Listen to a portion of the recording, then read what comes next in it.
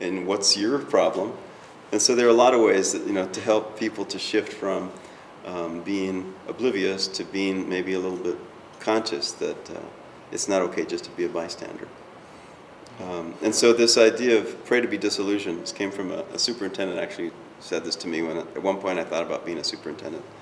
He said, pray to be disillusioned. And I thought that was the oddest thing. But I think it was this idea. Pray to have your eyes open, to be clear and not oblivious, so that you really know what you're dealing with.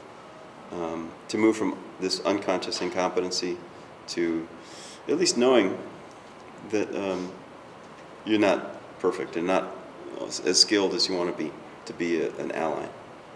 And then to begin to believe what you see. That's a big shift.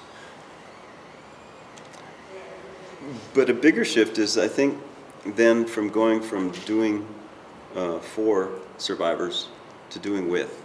And there is so much need, and so I know that supporters also struggle to reconcile all these different experiences going on and how to be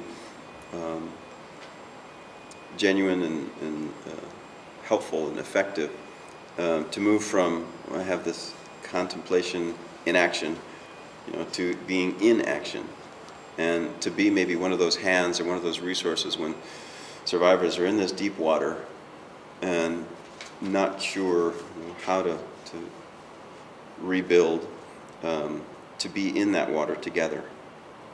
Maybe to be in a lifeboat or something, but to be a resource, but to be there. And to begin to really integrate more and more, to build on just being more aware, but actually to having that be, that information lead us to action.